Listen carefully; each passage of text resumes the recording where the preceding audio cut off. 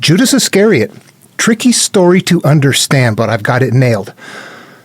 In this video, I'll show you what that is. First of all, what I did is I sampled somebody else's video, a Dan McClellan, and he and another guy were talking about it. Let's just go there and start, and then I'll get into it. You're going to find out that he's a common character from antiquity. It doesn't sound like it, but let's watch. Let's pay attention here. Hey everybody, I'm Dan McClellan. And I'm Dan Beecher. And I'm Dan Paulson. And you are listening to the Data Over Dogma podcast, where we bring you greater access to the academic study of the Bible and religion and combat the spread of misinformation about the same. We're going to talk about that the villain, the final villain of the Jesus story, Judas Iscariot, the man, the myth, the legend, the guy, the betrayer of Jesus. Mm-hmm. Because there's a confusing discrepancy between the story of Judas in Matthew and the story of Judas in Acts. Yes. So I thought we would dive in and just sort of talk about this discrepancy. And so where should we start? Should we start with Acts or should we start with Matthew? All right. I want to begin to interject right into here because this is where we need to stop their flow of what's going on and interrupt it, because they're going to go on and start making comparisons between the two stories and how they're different a little bit and why are they different. And they're going to go into the whole thing about looking at apologetic sites and seeing how apologetics are trying to link the two together and make it so it's, historically accurate despite the fact that they sound different and all of that kind of stuff. So they're in a region where they're not interpreting the material. So I don't need to follow these guys because they're not interpreting the story. They're treating it as either historical or something like that. A Christian will treat it as historical and never understand the lesson in there. Okay. What is very important to understand here is there's a very complicated story template from antiquity, and it appears all over the place. We know it, or some people know it, as something called the monomyth, but I want to say that the monomyth that Joseph Campbell identified is not at all complete, and there were myths out there from antiquity that he didn't even spot. The monomyth is only one example of the myths from antiquity, and the story of Jesus, ladies and gentlemen, boys and girls, I'm sorry to say, is a monomyth. And the reason a scholar like Dan is not going to, I've reached out to him and approached him. I just get stonewalled. Here's the deal. I didn't realize this at first. He's a practicing Mormon. He's a member of the Latter-day Saints Church. It is incumbent upon him to not prove that this is mythology. Where does the Book of Mormon come from? It's a fabrication that came from Christianity. And if Christianity is mythology, what's Mormonism? Okay, so he's got a vested interest in not finding out what this is. He's just actually, there's different kinds of biblical scholars, the believers and the non-believers. You know, got a non-believer like Bart Ehrman? Okay, bring it on. You got a believer like him? Boy, take it with a grain of salt. Got dates, got history, got things like that, that's fine. You start doing interpretation, no. You believe in the Book of Mormon? No. Okay, so we don't do interpretation with folk like this. All right. Okay, for those who don't know, and for those who do, I will just start right here and say that the monomyth is a psychological path to inward healing. That's what that's for. And the story is made in such a way that you take it from in here, you take all of different qualities and mental states and times over time, and you create a story and you turn it outward. It's like, I'm in here and I need to deal with this, but I've got doubts. Oh my gosh. I need to do it. I'm strong. This is my John quality. No, I'm afraid to. I don't want to deal with that. It makes me scared. Now that is my Judas quality. Okay, so what Judas represents is our doubts on a monomyth internal pathway. If you know what that is. If you don't know what it is, you're never going to figure it out. But we can see them elsewhere. Go and read or just watch a movie. I think you can find it black and white on YouTube here, the Voyage of the Argo. And what you're going to find out is that that's a monomyth. Jason is a called hero. And right after his calling, he gathers up the Argonauts. And among the Argonauts is Pelaius' son Acostus, he's going to be a spy. Pelaius is the person who actually has the kingdom that belongs to Jason. Pelaius is Jason's enemy. He has to go defeat and get the land back. He's got to do some things and get Pelaius out of there. Pelaius' son, Acostus, he's along, spying along the way. In the end, he ends up being killed and dying off. Okay, so Acostus represented on a monomyth your failings, the shortcomings that you have along your group of people. All right, when we get into Jesus, what we're going to see is that after he gets called and the story begins and his adventure begins, he gathers up his disciples instead of Argonauts, and among the disciples instead of Argonauts is going to be Judas Iscariot instead of Acostus, again, representing the fears. If we go to King Arthur, Knights of the Round Table, we're going to find, who was it? It was Lancelot, Sir Lancelot, who fell in love with Guinevere, the queen, Arthur's queen. What does that represent? That our inner self, our queen, our inner being is being corrupted by something else. And in the end, he dies destitute out of it completely. These elements are dying off at the end of the story in some it's like, boy, that's pretty unceremonious, isn't it right there? And Matthew, Mark, Luke, John, Acts, all of that, they're all working around that same monomyth material, and the modifications are simply to rewrite the story a little bit.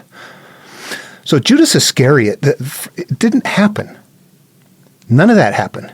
He wasn't hanged. He didn't buy a field. He didn't get fat and bloated and fall and explode, guts all over the place. None of that stuff happened. That represents, on a monomyth, the part that goes along on the adventure that is your doubts. And in the end, what happens to your doubts after you've completed the mission? Poof, they're dead and gone. You're not here anymore. My doubts are gone. That's what Judas Iscariot is. This is not historical. It's metaphorical. And a Christian will never understand it. And a biblical scholar will never understand it, because this is not biblical scholar material. This is inward functioning psychological material nested in a manner that is contained within verbiage that is going to guide a population of people who are just scared, out of control. What do you do with this many humans? We're not hunting and foraging anymore. We got time on our hands. You got to control a population. You have to control politics. We create religions, and we do what? What do religions do? They circumvent the fear of death. They're supposed to provide guidance towards conduct, but that depends on the person, doesn't it? They really don't. It depends on the person. The religion doesn't make anybody be something. People make the religion be what it is. Anyway, okay, that's it. I wanted to say that. Those Dans, they're not going to get here. Why? Because you go, oh, then it's not true. The story of Jesus is not true. The Book of Mormon is not true. I get it. Now, you're not going to find that in Joseph Campbell's template. You're not going to find a doubter. You're not going to find that problem character, the gathering up. What you're going to find, something that he did identify, though, because not every story does have a doubter in there, but it has a denial of the call or a refusal of the call. That's where we don't want to do it. We don't want to turn inward. I deny the call, or I've got problems, doubts along the way. So they're both conceptually the same element. Moses on Mount Horeb. You must lead my people. I don't want to go. You must lead them. I don't even speak right. They will believe me. 3 times he denies the call. He finally goes. So there's the denial of the call. Jesus didn't deny the call, did he? Moses goes from here and crossed the threshold, Red Sea, with God's help. We have here, Jesus crosses baptism. God shows up. Here's my son, who I'm well pleased. God always shows up when you cross the threshold. So you see that there's differences there. If you go to the Bhagavad Gita, that's one as well. And when we have Arjuna getting ready to go get his kingdom, his land back from his family, and Krishna's in the chariot with him. Krishna tells him, that's the higher awareness. I can drive your chariot, but you got to do the work. That's telling the consciousness. You have to go deal with this stuff. This is a psychological healing path if you interact with it. These people mean something. But what does he do? In the end, he says, I can't do it. I can't go defeat these people. He refuses the call. He does eventually go, on the adventure. But you see the call, the refusal of the call. You continually see these elements showing up, but you have to step back. And if all you do is read the Bible, you don't get that the Bible is one of many, many books from antiquity made on the same template. You have to read a lot more. And I'm sorry, biblical scholars, you don't read enough. You don't know enough. And theists and atheists, you're kind of really in the same boat if you just don't know. You go to church and you listen to your preacher. Does he teach you things like, blessed are the poor in spirit? The meek will inherit the earth. Do you hear that in church these days? They don't teach Jesus. They don't know Jesus. They don't understand Jesus. They worship Jesus and go, yeah, that's good. That'll shut them up till they're dead. That's what that's for. When you're gone, you're gone. Meanwhile, everybody else, you're supposed to work on it here. Most people won't. A Christian is not going to work on it here. They're going to wait till they die to start living. Meanwhile, Jesus says, yeah,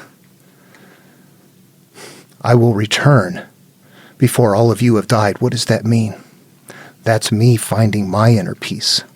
You're waiting for somebody else to come back when you're supposed to do it. Christians, you're so out of touch with what the Bible is. It's insane. It's crazy. You carry it.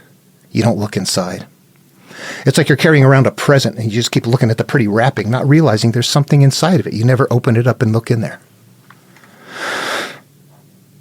All right, so that's it. Judas Iscariot is a concept that represents our doubts and fears. When it's time to say, I'm going to go look at that rape, that molestation, that pain, that judgment, this anger that I'm living through that's cycling and hurting me over and over again. It's the mote in my eye. It's the odd against my brother.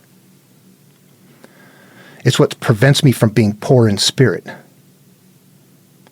or feeling meek so I can't inherit my experience on the earth. I'm just living frazzled. These are not plain language. You got to understand them. It's about you. Okay, yeah, and Judas Iscariot, again, there you go.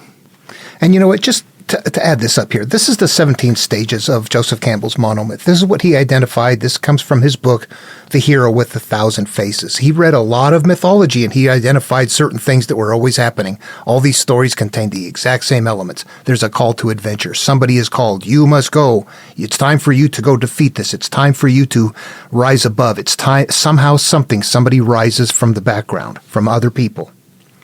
The refusal of the call. The refusal of the call is where we run into problems. We have to be careful, but it's easy to fix. The refusal of the call does not always happen. However, what Joseph Campbell did not identify is that while you're on the path, that you're going to have doubts. He did not identify that. So a story can have one or the other. Both of them represent doubt, self-doubt, though. The refusal of the call is, what is the call to adventure? My life hurts. It sucks. I'm a product of my memories. I got to go heal these. I'm living through them, and I got to figure out how to let them go. That's the call to adventure. There's not many people from the background going to ever do that. This is your adventure right here, if you can get there. Refusal of the call is you going, son of a, I don't want to do that. Supernatural aid is knowledge of what to do. We have to change the frequency of something inside of there, but what it is the memory and the perception. We have to somehow extract ourselves from the perception. It's the perception of the memory that makes us have the emotional attachment to it. So that's what we have to do. Crossing the first threshold, turn inward to the memories. You turn into your brain. You stop looking out to space. You stop looking out to God saying, please help me. And you look inward and go, all right, here it is. Belly of the whale, that's in your mind. It's in there. The road of trials, that's going through all of the things that you have to go through to resolve your issues. Meeting with the goddess. The goddess is your inner being. That is your Eve. Your Adam is called, your Eve has been corrupted. You're going back to your inner self is frazzled. Just sit there and go, damn it, I hurt. I hurt. Okay, you got to meet with that. Temptation, it's going to be difficult. You got to leave things behind. You got to get out of habits. It's going to it's going to be difficult to change. You have to work at it. Atonement with the Father. I don't like where he has this. But that is what George Lucas used to write Star Wars. Remember, Luke meets up with his father? Atonement with the Father right there, yeah. However, what happens truly is that the call to adventure, that's where God shows up. Now, this is kind of weird, and I don't know if it's accidental or if it's purposeful or if I'm, just adding things into it. But if you look at the story of, and Lucas said he used this template. He admitted, he said, I used that template to write the first three, the trilogy. That's why it was so impactful. It's like, this is your life. Did you feel hooked into this? Wow. Whew. Yeah, then. Yeah, it's a really good feeling, but it's a monomyth. It really is. Okay, so there's a denial of the call, but Luke himself doesn't do it. It's his Uncle Owen. When he says, I want to go, his uncle says, no, you can't. We got the harvest coming in. I really need you here. So the refusal happened right there. Come fight the war. Nope, you can't go. But he also had along, I guess C-3PO wasn't really a doubter, but he was like this cumbersome sort of a thing, helpful, kind of a klutzy, whatever. And in the end, he didn't get destroyed, though, did he? He got all polished up. But you see slight variations in the way the stories are. But when you watch a story like that that's made on that template, then you watch the other Star Wars and go, boy, those didn't have the same effect at all. They're just like watching a movie. The other one was like living the movie. It gets into us. It's us. That's us. But we don't know it. Somehow we're not aware of it. It's buried deep in the psyche, though. If you do become aware of it, you see how the stories are made, and you can make one yourself. And God is the Father. So that should be in the beginning, not right there. Apostasis.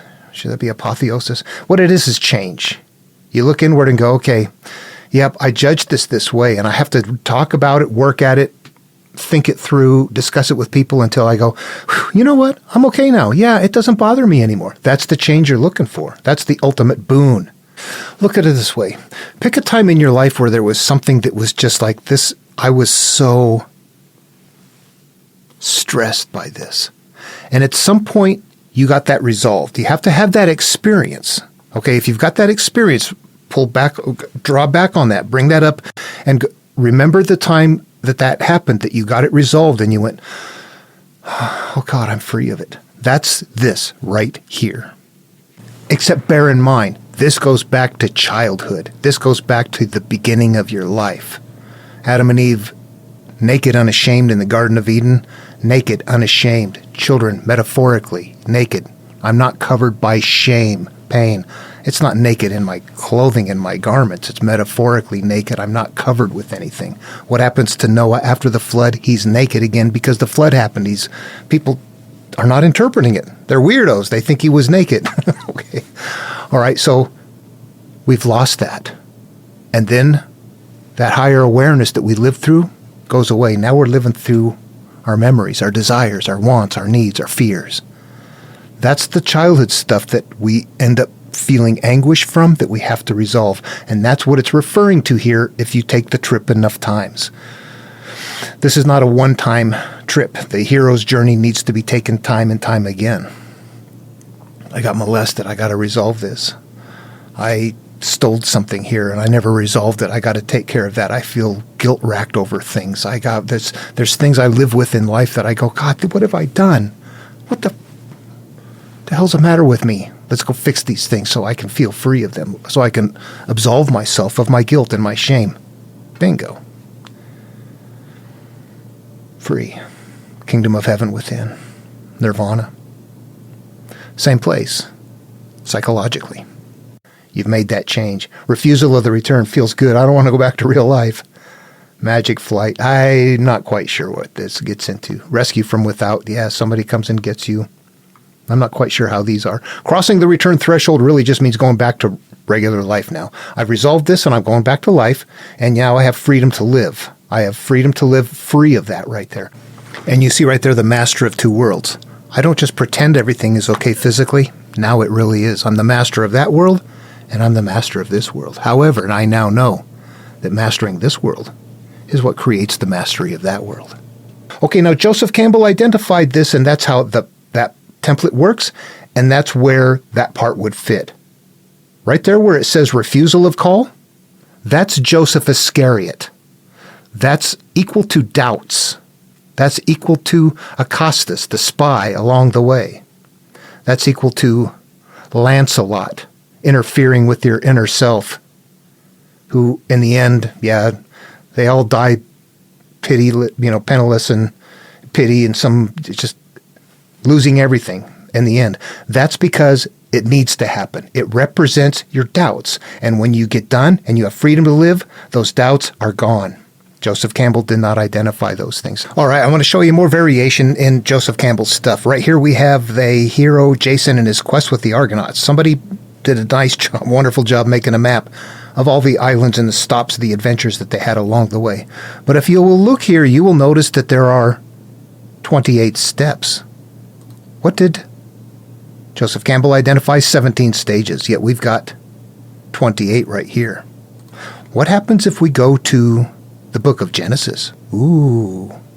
All right, again, if you understood what a monomyth was, you'd understand Genesis. However, this is here. I'll show you the template that Joseph Campbell did not identify. There's actually two of them that he didn't identify.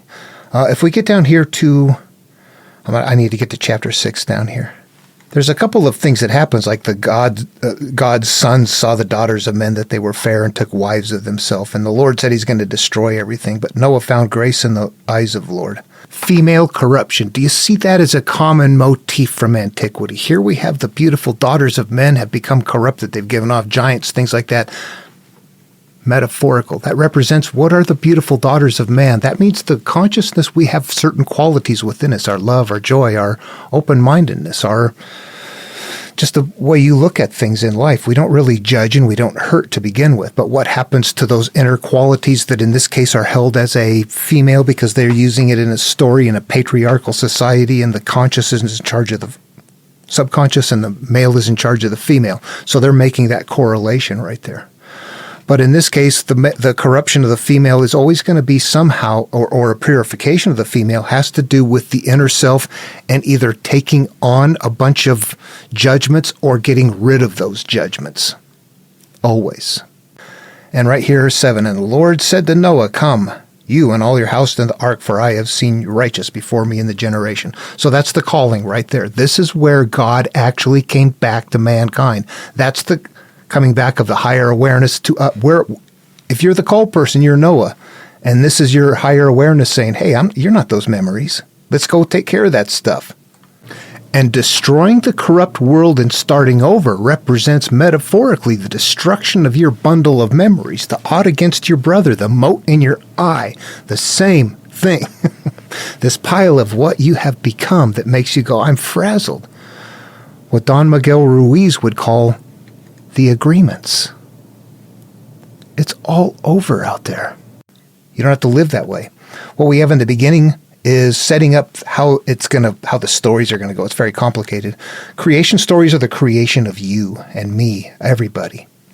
We are both, all of us, everybody is Adam and Eve, naked, unashamed in the Garden of Eden. When we're born first, you're not self-aware. You're only Adam. Eve emerges later. That's when we're self-aware.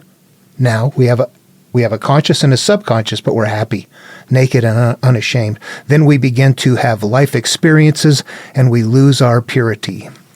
We become covered up. That's what? I'm ashamed. I got things I can't tell you. I'm not going to tell you stuff. I don't feel good. I am now covered. I'm not open, free. I'm not naked anymore. I'm not spiritually naked. So what happens is you get sent on your way and you're told that you're going to have continual pain in childbirth. That means every time this cycles out of you, it's going to be painful. And Adam, that's the inner self and Cain as well. And the consciousness, you're going to go off and barely, not reap the full benefits of your life experiences. And then it's not long after that where we divide, we become, this is the way these work. You become another iteration of yourself. You're not a childhood anymore. Now you're getting into your adult self. I am now into a Cain and Abel. Maybe not quite adult yet, but getting up into maybe perhaps the teenage version of you. But what happens, there's a good side and there's a bad side. But what happens in this case is the bad side, or the side that is unaware. It's an aware side and an unaware side. The unaware side takes over, and right at that point is where Cain leaves the presence of the Lord, which means we now are going off and just living our life's experiences, not through our higher awareness anymore. And we've got these weird encoded generations going on. What does that mean? You're just going on in life. Years go by, years go by, years go by. I'm living unaware. I'm 10, 20, 30, 40. How old before you go, oh, crap, I'm unaware. I need to become aware. And then what happens is the earth needs to be destroyed. This represents your life experience. And then going through that experience. Anyway, so that right there is there's two myths in the beginning. The creation myth is how we come about. You're going to find one creation myth, period, in Abrahamic material. One. However, you will find that second myth where you're starting out from nothing and growing up until things go bad. You'll find that in a number of places. That's a life cycle myth. And then the monomyth picks up at chapter 7. All right. One, blah, blah, blah, blah, blah. Get down here to chapter 12. What happens? That's where the religion starts.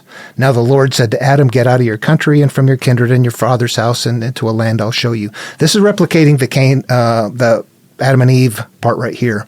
Leave your family behind. I'm going to take you to, I'm going to put you in Eden. This one says, leave your family behind and come to a land I'm going to show you. I'll make you a great name and all of that.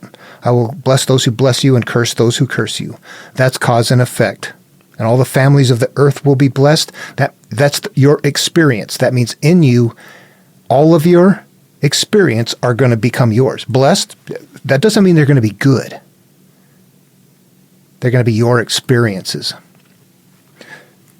So he goes with them, but they get there. I won't read the whole thing. I'll just quickly abbreviate it.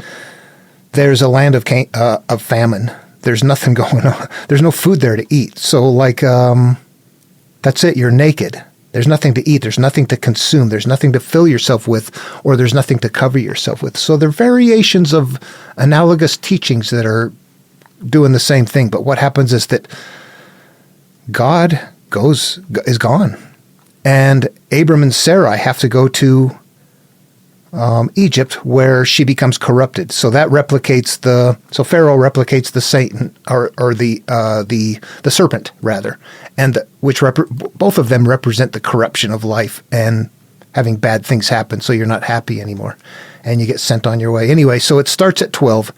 12 goes on, and the calling happens. When does God return from chapter 12?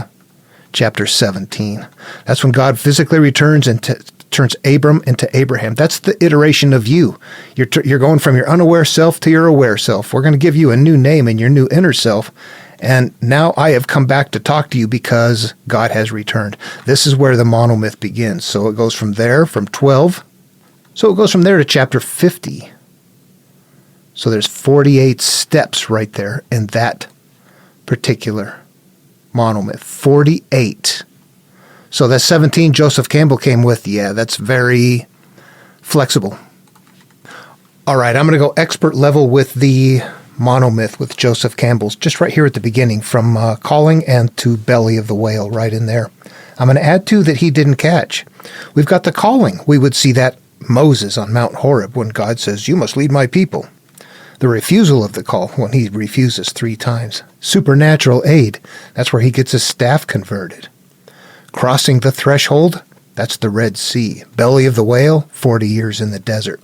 All right, the two that he missed is struggle to leave the past, and the cyclical pain is why we're going on the adventure. Now, the struggle to leave the past is held how? Pharaoh says you can go, then says, no, you can't. You can go, no, you can't. You can go, no, you can't. You can go. That's a struggle to move on. We got to leave the past. Cyclical pain is why we're going. Plagues become nonstop. I'm tired of this shit.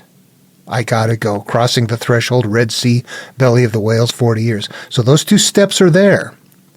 If we were looking at the story of the Argo right in the beginning, before they go through the clashing rocks, which was their crossing of the threshold, what we've got here, and he does not refuse the call, but he travels with Acostus. He has Hera for supernatural aid. Struggle to leave the past came in the form of an island that they stopped at, and they did not get underway. They were staying and remaining there, and Hercules finally had to tell him, get underway. Cyclical pain element is held in the next island when they get to Phineas, who is the seer, whose food is being defiled daily. He was the one that knew how to get to underway. He could tell them the answer and how to find a way to get through the rocks, but they had to help him resolve his food issue. But that was it. Daily food being defiled. So there's an element in there that you realize, okay, there's my cyclical. This is a bad thing. Every freaking day this happens. He even had a line in there. Zeus, I made a mistake one time. Why must you punish me every day? All right, I added more to it there, but those are important things to see. If you're looking for a monomyth and that kind of a structure, you're going to see where God is in the beginning there and then disappears while things go bad and then returns when it's time to go destroy something. The earth, Sodom and Gomorrah, Jericho, all of those are examples of monomyth, all on that same template. Go read them. God returns. They got to cross the River Chebar, the River Jordan, or something like that. Eat a scroll. Take some kind of words into your mouth. It's like all of them are following that pattern right there. And then they cross that river. Yeah. So it's like they're bingo monomyths. They're going through those conceptual steps right there. Anyway. So I wanted to show that a little bit, but also some of what Campbell missed, and also hopefully convey to those who are advanced enough in their understanding of this material, that this is an inward path that you play out in your mind. You become these characters. This is very old, though. It's hard for us to get into it. You are the main character. The prophet is the same thing as a Greek hero. Jesus is the same thing, just structured in such a way that if you don't understand it and you don't know and you believe the story carrier for it, then you're going to worship that person right there. You know what? I need to just wrap this up, actually. It could go on forever. It's a very big subject. Anyway, the main thing here in this video was demonstrating what a monomyth is, seeing some examples right there, and hopefully coming to the understanding that all of the disciples represent inner qualities that we have as we're turning inward. Each one of them, different things, mean different things. And they represent something different. When you get to a monomyth and they're grabbing heroes in the beginning, monks in the beginning, Argonauts in the beginning, all of that is the idea of we're gathering up our qualities that we need to go kick butt and take names of this creature in here. But what's the creature? It's the memories that it doesn't sound like it, but that's the way it is. And that Judas Iscariot is a common monomyth character. He's either the doubter along the way, or if a story doesn't have a doubter, it might have in the beginning where the hero refuses the call and doesn't want to go, thinks it's not his job. So there's still the element of doubt there. Judas Iscariot, there you have it. He's not real. But it's meaningful. Yeah, he's real. He's the doubts we have when it's time to turn inward. See you in the next video.